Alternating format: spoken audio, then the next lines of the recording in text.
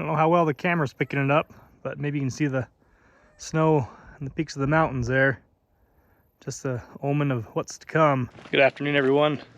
I'm just getting home from work, and we're gonna go over here and try to pour that center, that livestock tire tank that we're setting over here in the corrals. Not exactly sure how we're gonna do it yet, because we've never done one before, so this is all a learning experience for us. So got some of this old scrap hog panel I think we're gonna cut up and throw on the bottom of that tire, just to give that concrete a little bit more to hold to.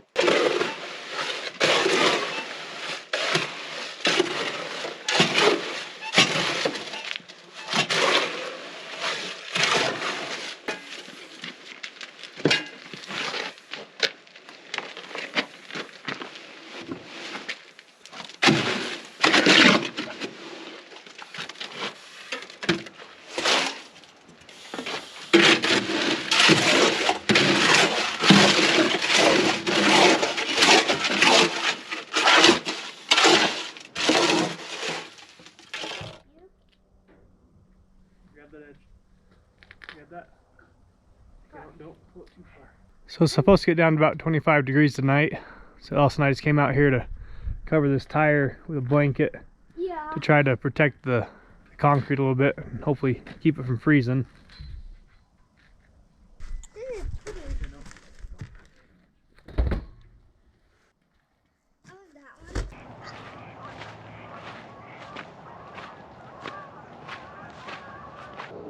Got a little frosty last night. So this morning I'm working on some more fencing. I'm just down here at Randall's now, working on this next pasture piece that we're going to move into. You guys watched our last video. You seen me move the cows in that little pasture piece up there by the hay shed. Now I'm just getting ready to move them over into this next one. I just need to run around the pasture here and check the fences. I know I've got a few posts I need to replace and just double check things. And also later this afternoon, once it dries up a bit, I'm gonna go up on the forest. I got a little bit more fencing to do up there. And probably the next couple of days, really, I'll be fencing, because after I get all this done in that little section on the forest, I have to go up and do that letdown fence. So if you guys have followed the channel for a little bit, you've seen me work on that letdown fence in the spring up on the forest also. So it's the time of year now where instead of putting it up, I'm gonna let it down, get it prepared for winter. That's usually gonna take me a day or two to get that done. So plenty of fencing to do here the next couple days. I'm not sure how much of this I'll film just because it's just fencing. It's pretty mundane, but that's what I'm gonna be doing. And then hopefully in between all that, I'll get some time to really get that water trough finished up. I got a few more things I gotta weld on there and get our switch mounted that has the float.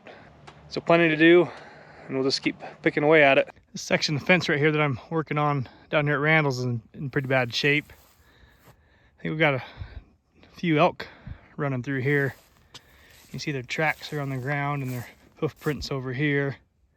So I think they're coming through to this corner and jumping over the fence and on occasion getting hung up. So they had this top wire broke, the bottom wire is strung out all through the field. Kind of a mess. Well, this fence down here at Randall's is taking me a lot longer than what I was hoping. That's what always seems to happen. You figure, oh, a project's job only take you half the day and you spend the full day down here. I've got it done up well enough that we're gonna just bring the cows into here. I've got a few more broken wires I need to fix along this east side, but there's bottom wires, and so it's nothing that I'm too concerned about at the moment. And so my dad is actually pushing the cows over this way, and we'll just start letting them filter in here and start grazing this off. You can see behind me, this is one of the pieces that we cut earlier this summer. So there's not a whole lot here on this spot. It's greened up a bit and grew up a little bit more. But further down this way, across the spring, there's a whole side of this pasture that hasn't been touched all year, and there's a fair amount of grass over there. I'll probably want to run over there here in a minute and show you.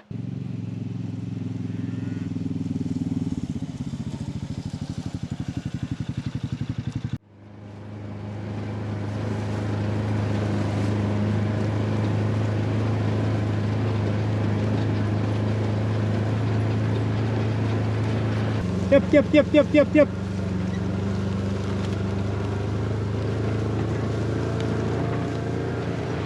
pushing a couple stragglers back over also.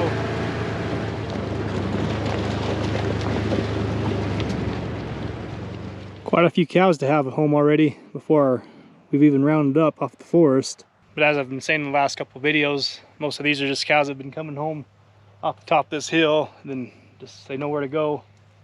And we're close enough to the roundup date. We've just been bringing them down here to Randall's and putting them down here, because we're officially rounding up this Friday, which is today's Tuesday, so 3 more days we'll have our official roundup and when we need to get off the forest.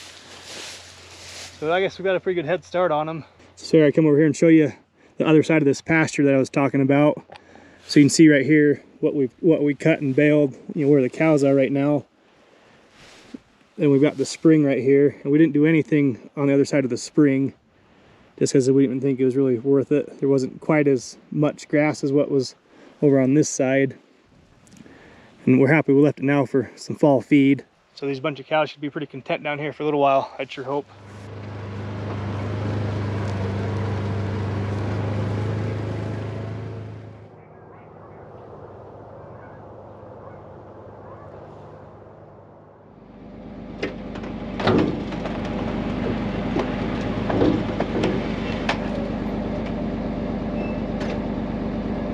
Another frosty morning today.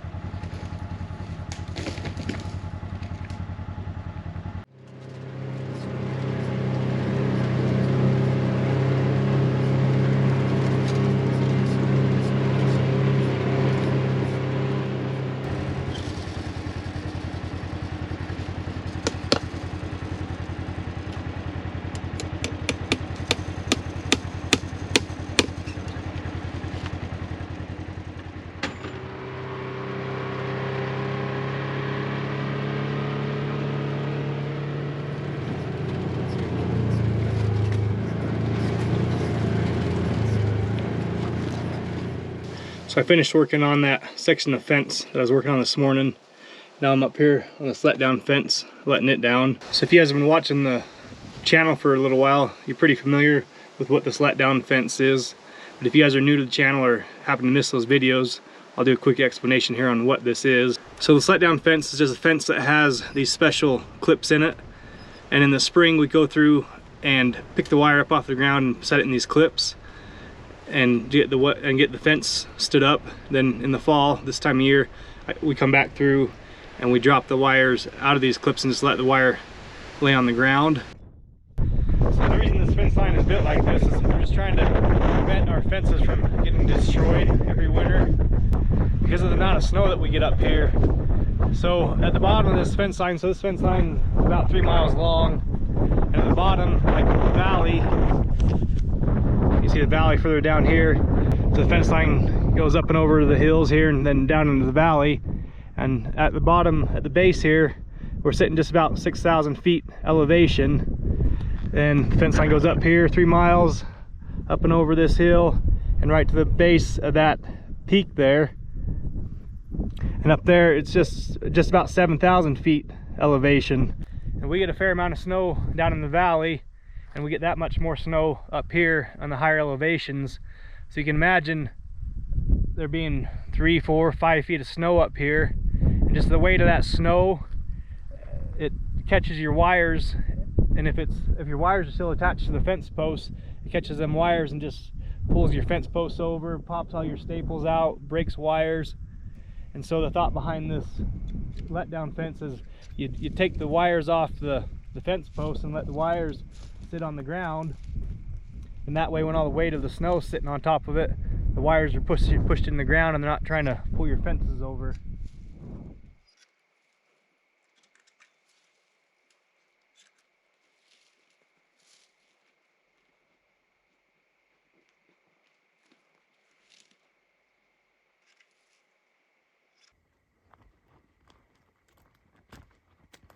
Well, I finally made it back down the truck. I spent the last hour or so finishing up that fence. I was so close to being done. Once it got dark, I just decided to finish the rest of it. I just used the side-by-side lights on the side-by-side to shine, give me some light so I could see what I was doing.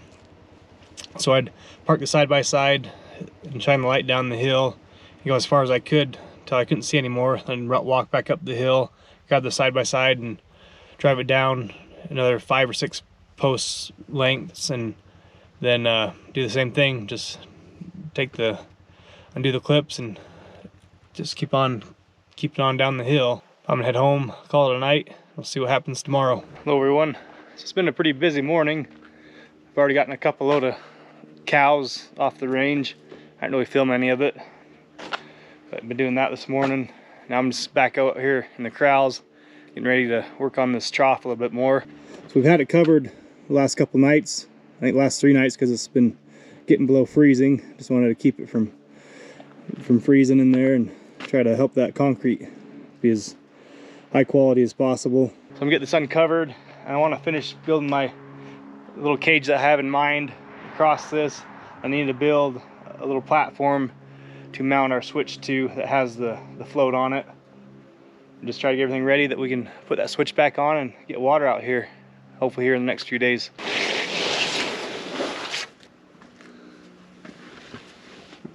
Well, I'm not a concrete guy, but I guess that looks good. Looks good to me. So I've watched quite a few videos of people building these tire tanks, and for the most part, the ones I've seen, it's usually a new build, and they're bringing that water up through the center, like through where this concrete plug is. So they'd bring the water up through the center, and they'd also have a drain going back down the center. And so with us, this isn't really a new build. We've already got most of we've got the well and stuff here that we're working with, and the concrete pad already. So we're doing it a little bit different just to try to match the things that we have here. So the inlet will be the well, that tube, that pipe there. And for an outlet, I haven't really decided on how to do an outlet yet. I don't know if we'll just end up maybe do a plug, some kind of plug, or whenever we need to drain it, I might just have to come out here with a pump and just pump it out and then clean it out that way. But either way, it's gonna work pretty good, I hope.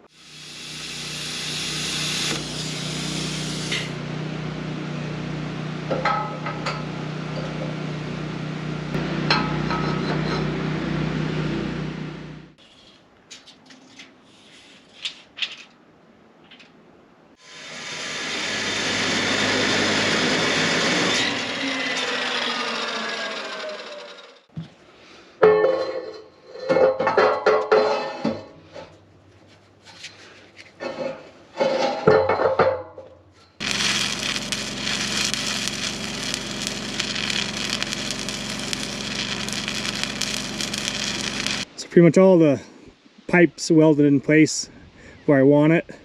I will have to come back, and I got to weld up this side, this around the well.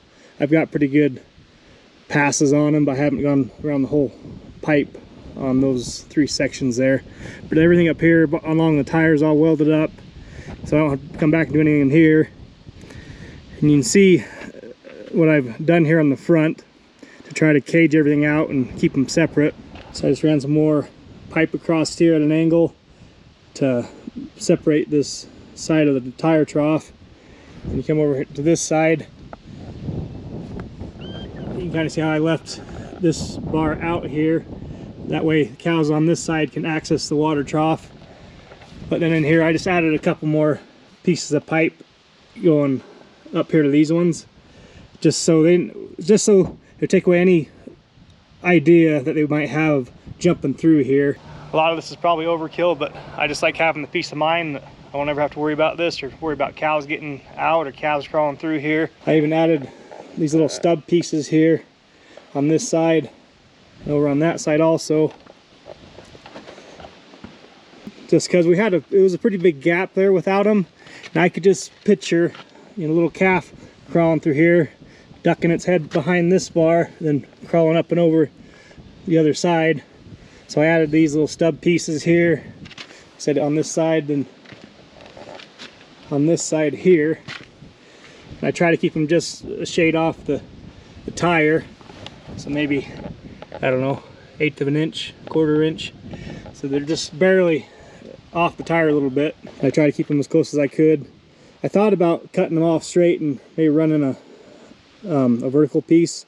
I just like the idea of following the shape of the tire, so that's what I did with them. So the last thing I'm going to do here before we can actually put some water in here is just figure out how to mount our switch. So this is a switch that will kick the well on and off. You see it just has a little, I don't know what you call it, a little pressure plate deal that'll trip it. Then we've got this big float, and you can adjust these little collars here. But this float will go up into here, and we'll adjust the collars to where we need them. So you can just imagine when the trough starts to empty, the weight of this float's going to pull down on this switch, and it'll trip it, and that'll engage the well, and it'll start pumping water. And as the trough fills back up, it'll push up on that and trip it again once it gets full enough. So we'll just have to play with these collars and get them to the depth that we need, and figure out how full we want to fill this before we shut off the pump. So what I'm trying to do is just figure out where to mount the switch. So we're going to put all this stuff, the switch and the float, inside this little triangle piece here. And I'm hoping that it'll be far enough out of the way that nothing will reach in there and mess with it. Because you'll have the cows on this side, the cows on that side, and we'll have our float and our switch in here somewhere. And then with the float, I'm trying to make it a bit better than what it was in this other trough, because you almost need to have it braced in 2 spots, like up where the switch is, and braced down lower so it doesn't, you know, float around on top of the water. You want it secured and stationary, well, not stationary, but secured enough that it won't sway back and forth with the water. So what I've thought about doing is, I've got these little legs that have copes on both sides, and I made a bunch of these when I was building my freestanding panels. So what I'm thinking about doing is welding this leg on inside here somewhere, about where I want this float to go, and then I'll weld a piece of pipe onto the other side of it, just like this. Then I'll run our pipe, or our float, through there, so that way it's going to have the support it needs to not wob around too much and go off, you know, ski wampus and whatnot. And then it can come up to the top and attach to the switch wherever we decide to put it. So that's what I'm thinking about doing. Like I just need to figure out where I'm gonna put it. So that's what I'm gonna work on now.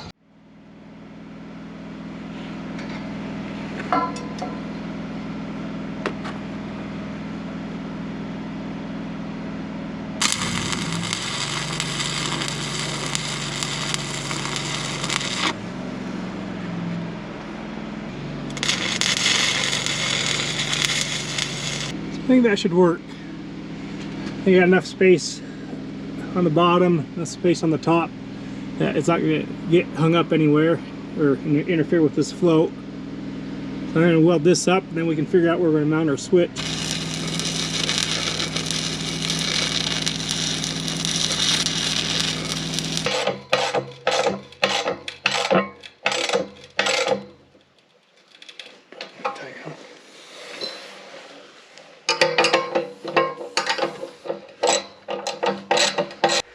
Like something's got a hex head on it, or what did you want to use for screwing it down? Well, I thought about little bolts. Oh, just drill a hole right through it. Oh. I put 4 bolts in them. Oh.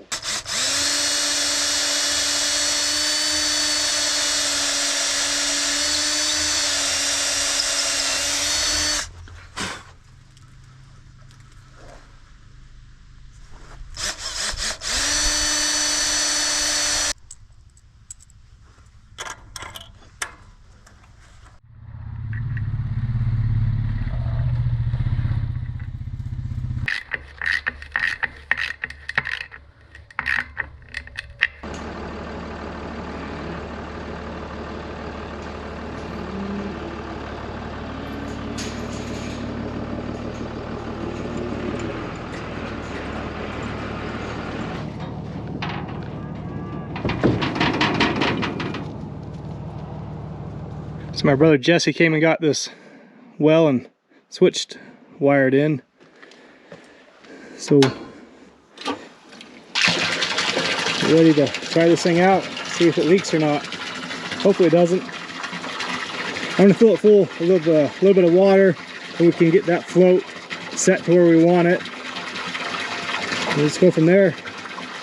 Excited to see this thing work.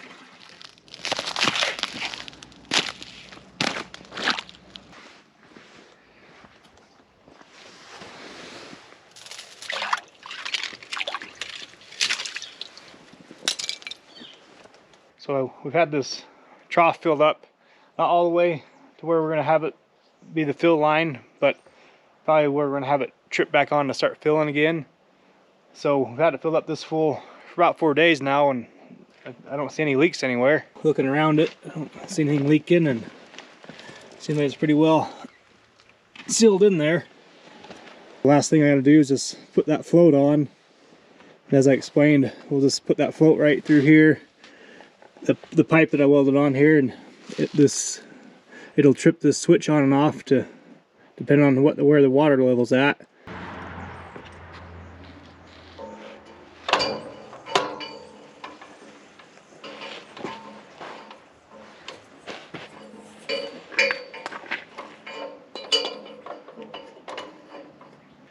So like I was saying, about right here is where I want the float to kick on. So that's where I'm going to put this top collar. I'll push it down and get it in there.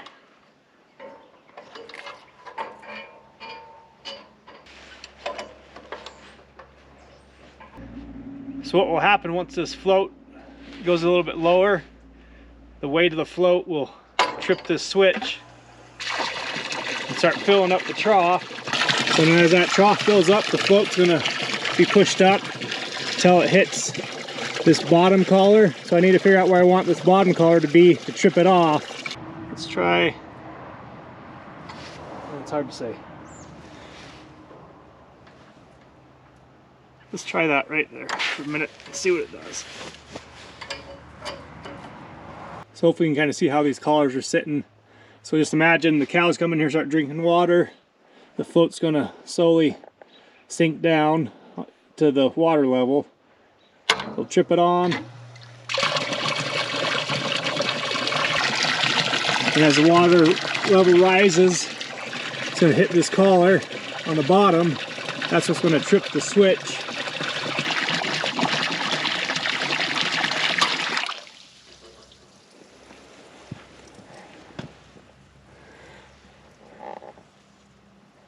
It's looking pretty good. It's always nice when something comes together as you visualized it. So you can see here that we've got about half the tank on this side, which will receive the most pressure. Then we've caged in kind of the quarter of the tank over here. I'll walk around here. Like I said, we still need to dig out some of this dirt and put our concrete slab that we have in here on this side. But just imagine having, I don't know, 10 cows at the most over here at a point, or you know, a couple bulls, whatever.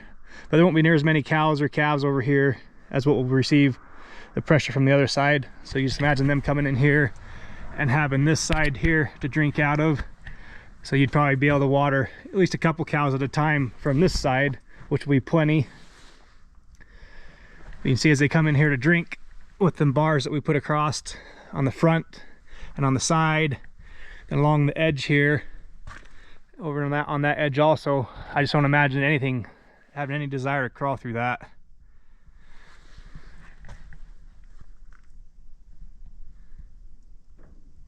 Then we've got our little cage over here for all of our float and the tank heaters, and the spigot over there, the pipe that actually supplies the water.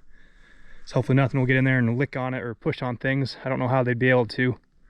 Crazy, we'll probably have to get our tank heaters in here before too long. Had ice this morning on the trough and then out there in the puddles. I mean, not near enough ice that the cows couldn't break through it, but it's getting to be that time of year.